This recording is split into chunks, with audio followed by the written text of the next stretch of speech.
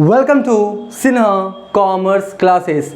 कुछ students messages कर रहे थे कि सर ये गोल्डन रूल्स ऑफ अकाउंटिंग और डायमंड रूल्स ऑफ अकाउंटिंग दोनों अलग होता है या दोनों एक ही होता है, आप उस पर क्या कीजिए एक वीडियो बनाइए। तो उन्हीं के रिक्वेस्ट पे या ऑर्डर पे जो भी बोले मैं ये वीडियो बना रहा हूँ। देखिए गोल्डन रूल्स ऑफ अकाउंटिंग और डायमंड रूल्स ऑफ अकाउंटिंग दोनों क्या होता है, आपका अलग होता है, राइट।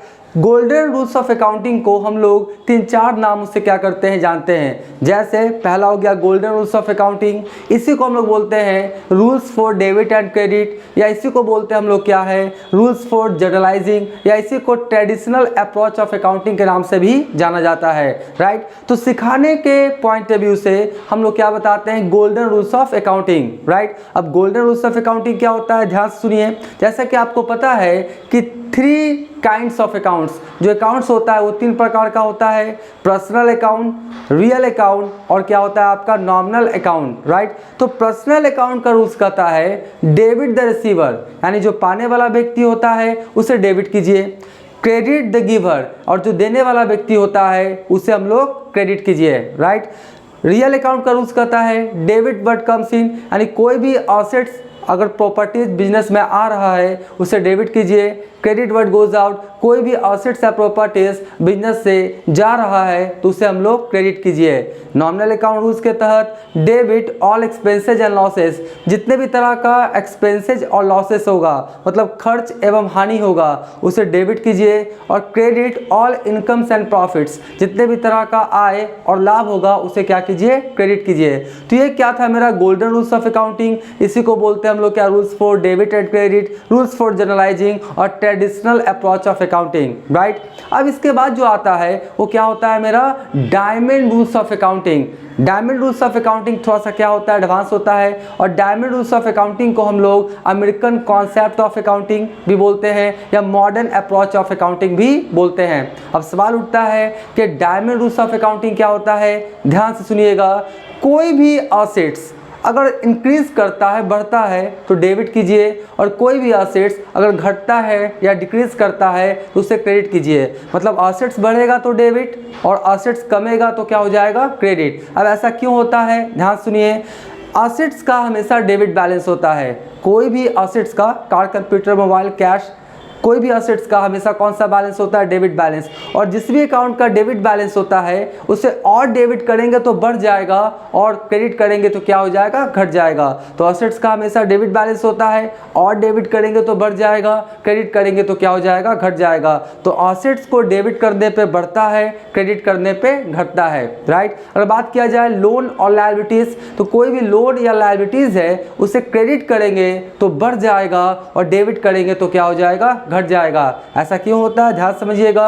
लोन और लायबिलिटीज का हमेशा क्रेडिट बैलेंस होता है, तो बढ़ेगा तो क्रेडिट कीजिए, घटेगा तो डेबिट कीजिए। कहने का अर्थ है कि डेबिट वाला डेबिट करने पे बढ़ता है और क्रेडिट बैलेंस वाला क्रेडिट करने पे क्या होता है बढ़ता है, और उसका उल्टा कर देंगे तो क्या हो जाएगा वो घट जाएगा, राइट। अगर बात किया जाए कोई भी एक्सपेंसेज एंड लॉसेस, खर्च एवं हानि, तो एक्सपेंसेज लॉसेस का हमेशा डेबिट बैलेंस होता है, और डेबिट करेंगे तो बढ़ जाएगा और इसी का उल्टा क्रेडिट कर देंगे तो क्या हो जाएगा घट जाएगा। तो एक्सपेंसेज लॉसेस को डेबिट करने पे बढ़ता है, और अगर एक्सपेंसेज लॉसेस को क्रेडिट कर देंगे तो क्या हो जाएगा कम जाएगा, राइट। अगर बात किया जाए इनकम एंड प्रॉफिट्स, जितने भी तरह का आय एवं लाभ होते हैं उसे क्रेडिट करेंगे तो बढ़ जाएगा और डेबिट करेंगे तो क्या हो जाएगा घट जाएगा। तो इनकम्स एंड प्रॉफिट्स का हमेशा क्रेडिट बैलेंस होता है, और क्रेडिट करेंगे तो बढ़ जाएगा और उल्टा डेबिट कर देंगे तो क्या हो जाएगा घट जाएगा। कहने का मतलब है डेबिट बैलेंस वाला डेबिट करने पे बढ़ता है और क्रेडिट बैलेंस वाला क्रेडिट करने पे बढ़ता है, और ठीक इसका उल्टा कर देंगे। ऐसे डेबिट बैलेंस वाला है उसे क्रेडिट कर देंगे तो घट जाएगा, और क्रेडिट बैलेंस वाला को डेबिट कर देंगे तो क्या हो जाएगा घट जाएगा, राइट। बात किया जाए कैपिटल का जनरली क्रेडिट बैलेंस होता है। किसी भी कारण से अगर कैपिटल बढ़ेगा तो कैपिटल को क्रेडिट कीजिए, और कैपिटल घटेगा तो क्या कीजिए डेबिट कीजिए, राइट। तो ये क्या था आपका कॉन्सेप्ट था golden rules of accounting and diamond rules of accounting. अब आपके मन में सवाल हुआ कि सर 2 रूल्स क्यों है। 2 रूल्स इसलिए है कि जहां पे golden rules of accounting apply नहीं होता है, एप्लीकेबल नहीं होता है, वहां पे डायमंड रूल्स ऑफ अकाउंटिंग क्या होता है एप्लीकेबल किया जाता है। मैं 1-2 एग्जांपल द्वारा आपको समझाने समझाने का कोशिश करूँगा। जैसे मान लेते हैं कि कोई असेट्स है, मान लेते हैं कोई असेट्स है, फर्नीचर है मान लेते हैं, और फर्नीचर पे डिप्रिसिएशन हुआ, फर्नीचर पे क्या हुआ, डिप्रिसिएशन हुआ, तो एंट्री क्या हो जाएगा, depreciation account debit to furniture account, entry ही ना होगा, depreciation account debit to furniture account. तो अगर बात किया जाए गोल्डन रूल्स ऑफ अकाउंटिंग के तहत डेबिट क्रेडिट कैसे हुआ उसको समझिए। तो डिप्रिसिएशन खर्च है, एक्सपेंसेस लॉसेस, तो all expenses losses nominal account उसके तहत मैंने डिप्रिसिएशन को डेबिट किया। एक्सपेंसेस है ना तो नॉमिनल अकाउंट है, तो ऑल एक्सपेंसेस लॉसेस को हम लोग क्या करते हैं, डेबिट, तो डिप्रिसिएशन अकाउंट डेबिट। लेकिन टू आपने जो फर्नीचर किया तो फर्नीचर तो बिजनेस से नहीं ना गया, फर्नीचर जो बिजनेस से आपका गोज आउट तो नहीं हुआ, आपका गया तो नहीं, तो फर्नीचर का सिर्फ क्या हुआ, वैल्यू कम गया, फर्नीचर का सिर्फ क्या हुआ, वैल्यू कम गया, वो बिजनेस से आपका गोज नहीं हुआ, गया नहीं है, तो आप क्रेडिट कैसे कर दिए। अगर रियल अकाउंट का रूल्स देखा जाए तो डेबिट वर्ड कम्स इन, जो आपका असेट्स आता है उसको डेबिट करते हैं, क्रेडिट वर्ड गोज आउट, जो आपका असेट जाता है उससे हम लोग क्या करते हैं, क्रेडिट करते हैं। तो फर्नीचर तो गया नहीं है, फर्नीचर बिजनेस में ही आपका क्या अवेलेबल है, बस उसका वैल्यू कम गया। तो यहाँ पर हम क्या करेंगे, गोल्डन रूल्स से काम नहीं चलेगा, यहाँ पे हम लोग को डायमंड रूल्स ऑफ अकाउंटिंग का सहारा लेना पड़ेगा, क्योंकि डायमंड रूल्स ऑफ अकाउंटिंग क्या बोलता है कि किसी भी कारण से असेट्स अगर इंक्रीज करता है तो डेबिट कीजिए,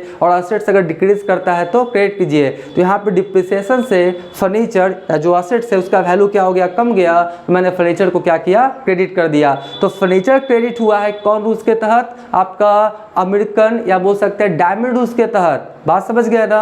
और डिप्रिसिएशन बोल सकते हैं कौन सा रूल्स के तहत, नॉमिनल आपका जो अकाउंट्स है गोल्डन रूल्स के तहत। तो जहाँ पे golden rules of accounting apply नहीं होता है वहाँ पर क्या अप्लाई हो जाता है, आपका diamond rules of accounting, right. सिखाने के पॉइंट ऑफ व्यू से क्लास 11th में 12th में हम लोग गोल्डन रूल्स ऑफ अकाउंटिंग क्या करते हैं, समझाते हैं, और साथ में हम लोग डायमंड रूल्स ऑफ अकाउंटिंग में क्या करते हैं, समझाते हैं। लेकिन जब हायर क्लास में जाते हैं तो वहाँ पे गोल्डन रूल्स ऑफ अकाउंटिंग को हम लोग क्या करते हैं, रिमूव कर देते हैं, मतलब बोलते हैं कि उसको अप्लाई मत करना, कौन सा करना, diamond rules of accounting, right. तो आई होप ये वीडियो आपको अच्छा लगा होगा। अगर वीडियो अच्छा लगा वीडियो को लाइक कर देंगे, चैनल को सब्सक्राइब नहीं किए तो चैनल को सब्सक्राइब करके हमारा हौसला बढ़ाएंगे, बेल आइकन हिट करके ऑल कर देंगे। इससे क्या होगा, इस तरह का कभी भी मैं कोई भी वीडियोस अपलोड करूंगा उसका सबसे पहले आपको नोटिफिकेशन मिल जाएगा। तो आज का वीडियो, आज का क्लास यही करते हैं। Thank you.